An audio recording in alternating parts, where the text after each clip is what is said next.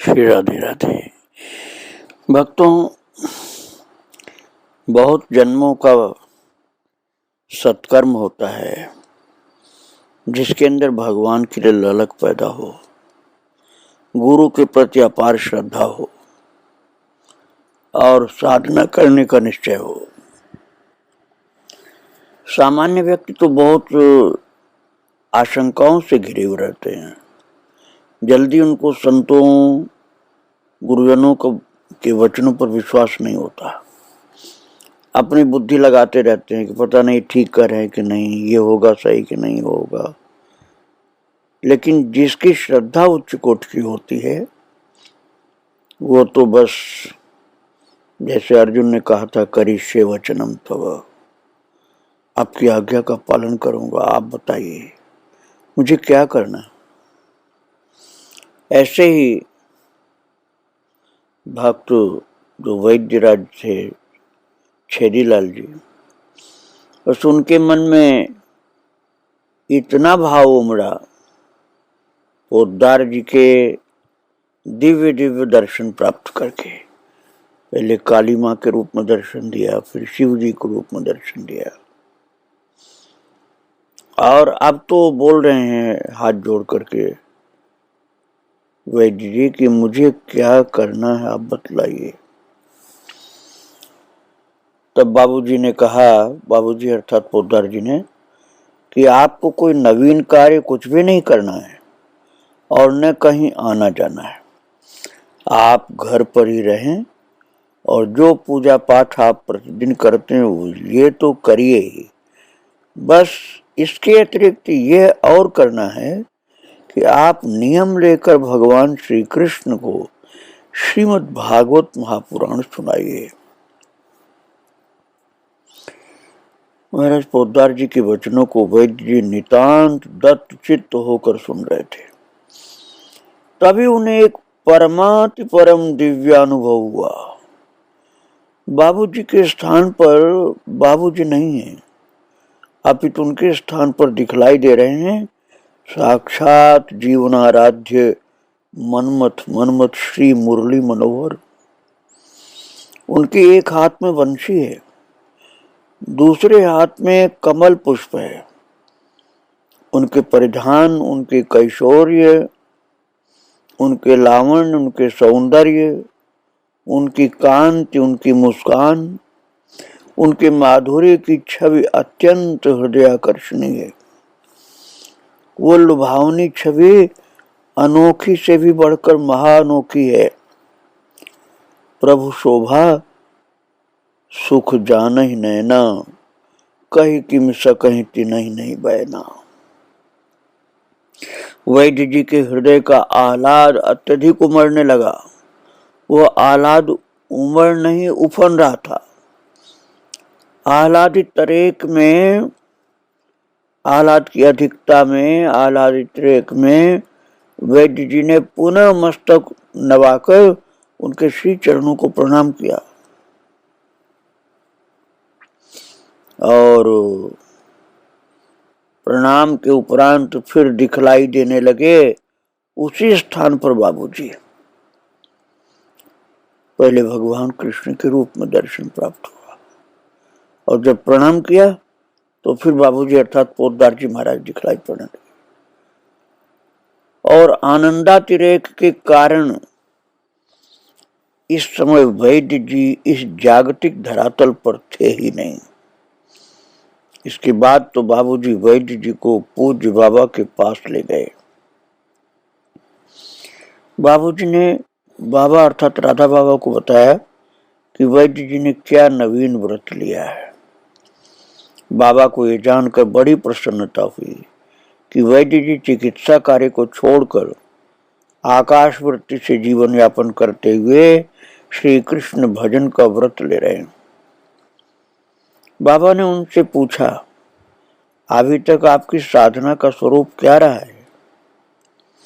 वैद्य जी ने बाबा को बतलाया, हमारी कुलाराध्या भगवती श्रीमन महा त्रिपुर सुंदरी हैं। उनकी प्रसन्नता प्राप्ति हेतु मैं दुर्गा पाठ किया करता हूँ। इसके अतिरिक्त हमारे पूजा गृह में राधा कृष्ण भी विराजित हैं। वृषभानुनंदिनी लाली श्री राधा के प्रति मेरा वात्सल्य भाव है और हम लोग भगवान श्री कृष्ण को दुल्हा सरकार कहा करते हैं। इन युगल सरकार की हमारे यहाँ सेवा पूजा बड़े भक्ति भाव के साथ की जाती है। घर में सभी बाल बच्चे बड़े ही सात्विक और सरल स्वभाव के हैं और सभी को पूजा पाठ में बड़ी निष्ठा है। अब श्री भाई जी ने श्रीमद् भागवत के नियमित पाठ की आज्ञा प्रदान की है। इस सारे विवरण को सुनकर बाबा को बड़ी प्रसन्नता हुई। जो कुछ वैद्य जी ने बतलाया था उन सबका पूर्ण अनुमोदन करते हुए बाबा ने उनसे कहा, आप जो कर रहे हैं वो आप अवश्य करें। और श्री पोद्दार महाराज ने भागवत पाठ के लिए कहा है वो भी आप अवश्य करें। बस एक बात और जोड़ लें, प्रातःकाल 2 बजे से लेकर 4:30 बजे तक षोडश गीत का नित्य पाठ करें और 4:30 बजे से लेकर 5:30 बजे तक महामंत्र का कीर्तन करें। ये दोनों आप सदा करें और इसी से आपका सारा काम बन जाएगा। पूज्य बाबू जी ने भागवत पाठ के लिए तथा पूज्य बाबा ने षोडश गीत पाठ और महामंत्र कीर्तन के लिए जो निर्देश दिया था, ये निर्देश वैद्य जी के लिए अमूल्य जीवन निधि के समान था। विभोर वैद्य जी क्षण प्रति क्षण मन ही मन अपने सौभाग्य की सराहना कर रहे थे। वे बार बार अहेतुकी भगवत कृपा को प्रणाम कर रहे थे, जिससे 2 महान संतों के अनुग्रह का भाजन बनने का अवसर मिल सका। न जाने वो कौन सी सुकृत राशि थी जिसके फलस्वरूप इन संत चरणों का आंतरिक सामीप्य मिल सका। वैद्य जी स्वर्गाश्रम से अपने घर भागलपुर आए। अपने घर पर अमर औषधालय का जो साइन बोर्ड लगा रखा था उसको उतार कर उन्होंने एक किनारे रख दिया। जो रोगी चिकित्सा के लिए आते उनसे वे हाथ जोड़कर क्षमा मांग लेते। धीरे धीरे बात फैलने लगी कि वैद्य जी ने अपना औषधालय बंद कर दिया है। बड़े भाइयों ने, भतीजों ने तथा अन्य स्वजनों ने उनको समझाने का प्रयत्न किया कि ये क्या पागलपन दिमाग पर सवार हुआ है, किस साधु महात्मा के चक्कर में पड़कर ये महामूर्खतापूर्ण कार्य कर रहे हैं। वैद्य जी ने किसी को कोई उत्तर नहीं दिया। वे अपने व्रत पर अडिग रहे। उन्होंने समझ लिया किसी को उत्तर देने से कोई फायदा नहीं, इसलिए चुप रहे। बाबूजी ने तथा बाबा ने जैसा बतलाया था उसी प्रकार उन्होंने अपनी दिनचर्या बना ली। वैद्य जी की दिनचर्या सामान्यतः ऐसी थी कि निशांत बेला में उठकर वे 2 बजे षोडश गीत का पाठ अवश्य आरंभ कर देते थे। 4:30 बजे तक षोडश गीत का पाठ होता था। इसके बाद आधा घंटा महामंत्र का कीर्तन करते थे। 5 बजे आसन से उठकर और शौच स्नान आदि से निवृत्त होकर उन्हें 6 बजे के आसपास अपनी कुलाराध्या भगवती महात्रिपुर सुंदरी तथा दुल्हा सरकार की सेवा अर्चना में बैठ जाया करते थे। इतना सब होता था घर के पूजा गृह में। इसके बाद वे अपने कमरे में लगभग 8 बजे श्रीमद् भागवत जी का सप्ताह पाठ आरंभ करते थे। जिस कमरे में बैठकर वैद्य जी पहले रोगियों की चिकित्सा करते थे, उसी कमरे को अब उन्होंने अपना निजी एकांतिक साधना कक्ष बना लिया। उस साधना कक्ष में एक चौकोर चौकी के सिंहासन पर उन्होंने नित्य पाठ के लिए श्रीमद् भागवत जी को विराजित कर लिया और भागवत जी के सामने सिंहासन के मध्य भाग में प्रतिष्ठित था हृदय सर्वस्व पूज्य बाबू जी का पावन चित्र। हृदय सर्वस्व के श्री विग्रह के एक पार्श्व में थी जीवनाराध्य श्री बांके बिहारी जी की युगल छवि और दूसरे पार्श्व में था संत शिरोमणि श्री सेठ जी का चित्र। इनके समक्ष बैठकर उन्हें सुनाते हुए वैद्य जी श्रीमद् भागवत का पाठ नित्य नियम से किया करते थे। मध्याह्न तक भागवत जी का पाठ चलता रहता था, फिर भोजन तथा कुछ विश्राम करके पुनः सप्ताह पाठ पूर्ण करने के लिए आसन पर बैठ जाते। सप्ताह पाठ के पूर्ण होने पर नाम जप का क्रम चल पड़ता, क्योंकि शयन के पूर्व 1,00,000 नाम जप तो होना ही था। इसी बीच सूर्यास्त के आसपास वे भोजन कर लिया करते थे। यही उनकी दिनचर्या थी भक्तों। इस तरह से लगातार वे साधन में लगे रहते थे। पहले कुछ वर्षों तक तो वैद्य जी श्रीमद् भागवत का सप्ताह नियम पूर्वक करते रहे, सप्ताह का पाठ। आगे चलकर जब भगवान नाम का जप अधिक संख्या में होने लग गया तब वे भागवत जी के साप्ताहिक पाठ के स्थान पर पाक्षिक पाठ करने लगे। ये उनके व्यक्तिगत पूजा पाठ का संक्षिप्त स्वरूप था जो मैंने आपको बताया। इसके अतिरिक्त उन्हें भगवत गुणगान, भक्त चर्चा, हरिनाम संकीर्तन, सामयिक उत्सव आदि में बड़ी रुचि रहती थी। यदि कोई साधु या सन्यासी या वैष्णव या हरिभक्त द्वार पर आ जाता तो उनके लिए मानो प्रभु ही पधारे। उनका आतिथ्य सत्कार वे बड़े उल्लास और बड़ी उदारता के साथ किया करते थे। बाबूजी ने उनको 3 बातें बतला रखी थी। सब में भगवान देखना, भगवान के नाम का जप करना और भगवान की कृपा पर विश्वास रखना। कृपा पर विश्वास, नाम का जप और भगवान में ही सब के अंदर देखना, ये 3 बातें थी। ये तीनों बातें वैद्य जी के जीवन की आध्यात्मिक संपत्ति थी। ऐसी संपत्ति जो उनके साधन भजन परायण जीवन की आधारशिला हो। बाबूजी कहा करते थे कि साधना में प्रगति होने पर जग विरक्ति, दैवी संपत्ति और ईश्वरानुरक्ति अर्थात ईश्वर में अनुरक्ति, प्रेम, ये तीनों बातें साधक के जीवन में आती ही हैं। और बाबूजी के इस कथन का जीता जागता प्रमाण बन गया था वैद्य जी का जीवन।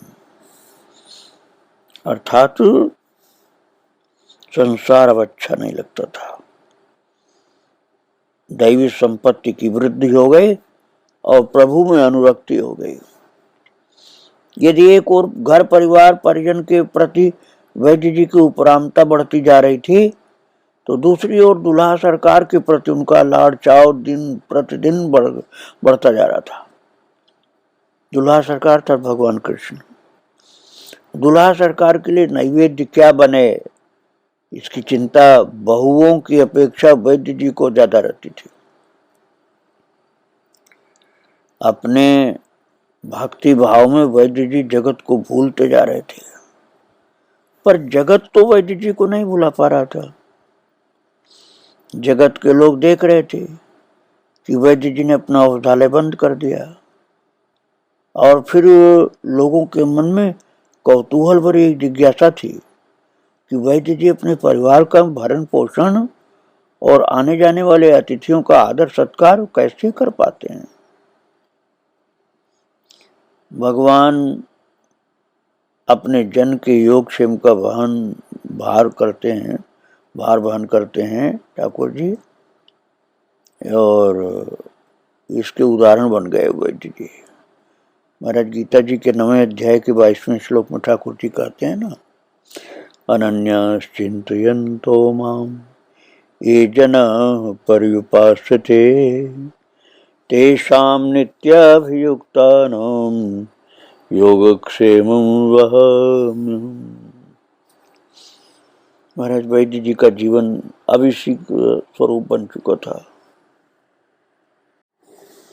प्रभु जी अर्थात भगवान श्री कृष्ण ने 9वें अध्याय में कह दिया है कि जो मेरा अनन्य चिंतन करता है उस अपने प्रिय भक्त को मैं, जो मुझ में इस प्रकार से निरंतर जुड़ा रहता है, ऐसे संभालता हूँ, उसका योग क्षेम सब भार वहन करता हूँ। और वैद्य जी बिल्कुल इसके स्वरूप हो गए थे, खरे प्रमाण बन गए थे।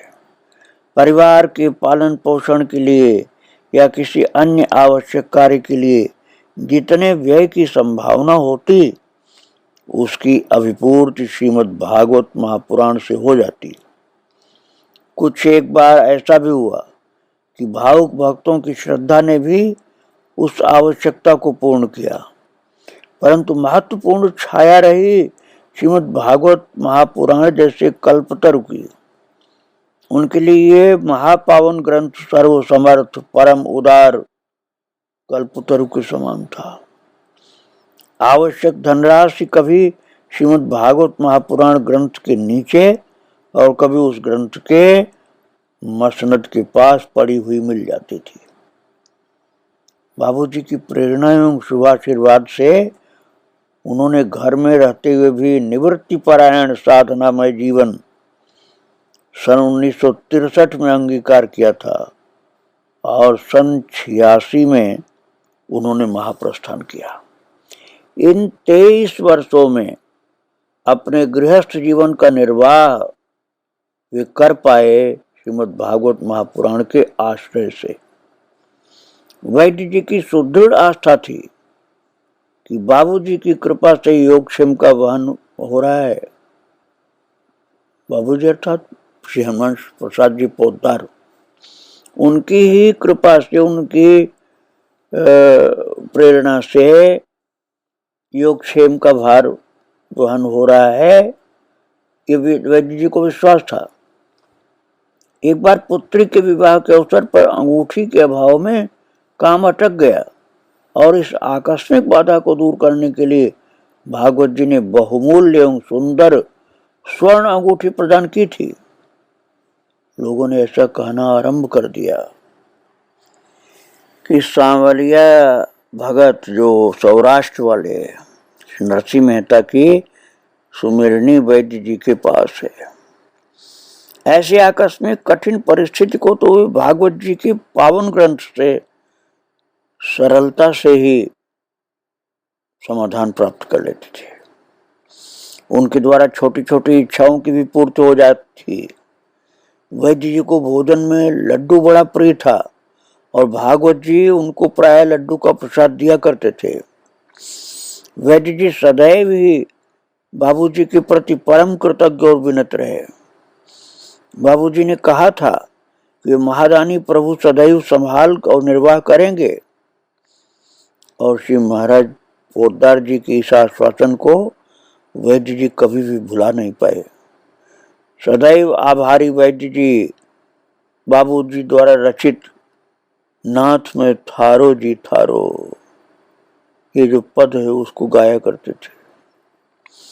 उनको एक पद और भी प्रिय था जिसकी पहली पंक्ति थी, सजनी मेरो मन मोह लियो।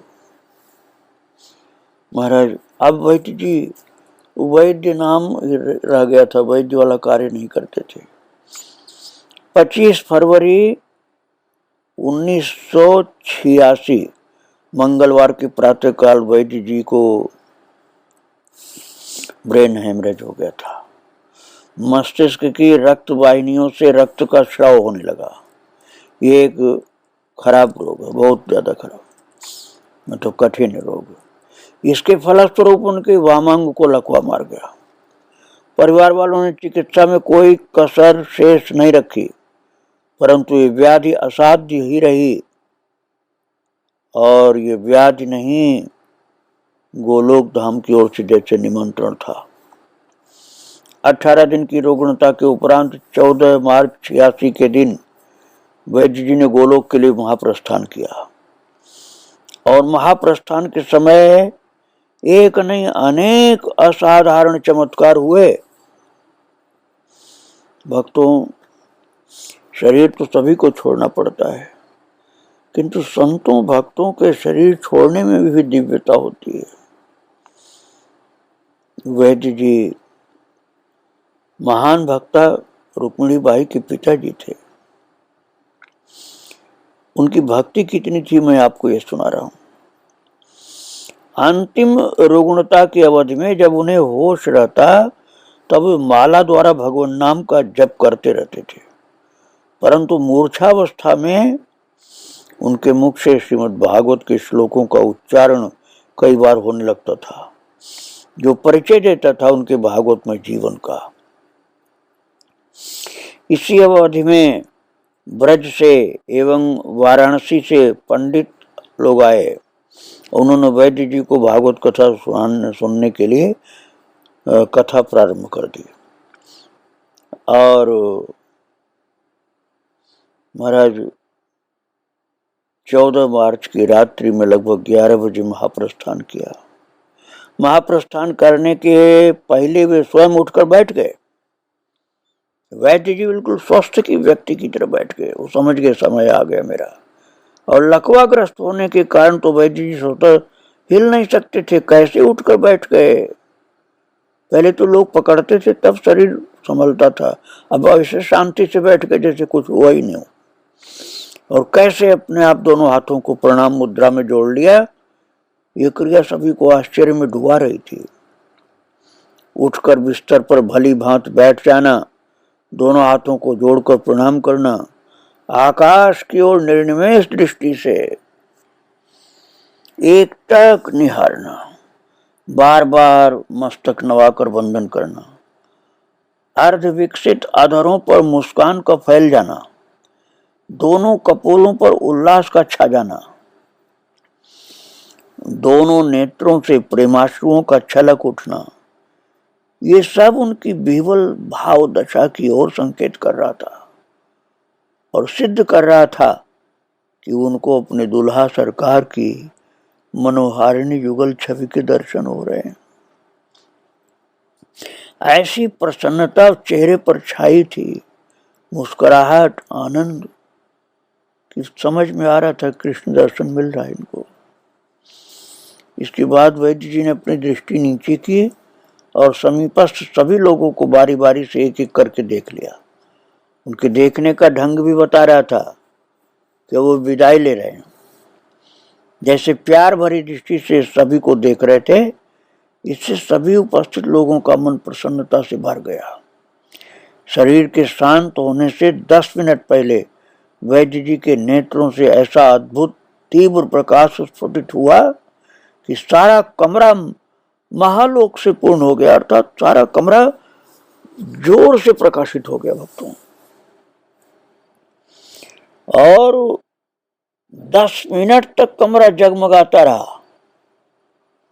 ऐसा नहीं कि केवल वैद्य जी ने देखा हो, उपस्थित सभी लोगों ने देखा कि कमरे में दिव्य रोशनी कहां से आ रही है, इतना प्रकाश कमरे में। इस अद्भुत आलोक का दृष्टा कोई एक व्यक्ति नहीं था, सभी उपस्थित लोगों ने देखा। और देख देख करके बालक, वृद्ध, नर नारी सभी विस्मय में पड़े हुए थे। इसके बाद 10:55 पर उन्होंने नेत्र बंद कर लिए और दिव्य प्रकाश भी अतिरोहित हो गया। महाराज, आप लोग सोचेंगे इस बात को मैं इतना क्यों विस्तार से बता रहा हूं। मैं इसलिए बता रहा हूं कि भगवान कैसी कैसी लीला करके दिखलाते हैं कि मैं अपने भक्त के आखिरी टाइम जो शरीर की अवस्था होती है उसमें साथ रहता हूं।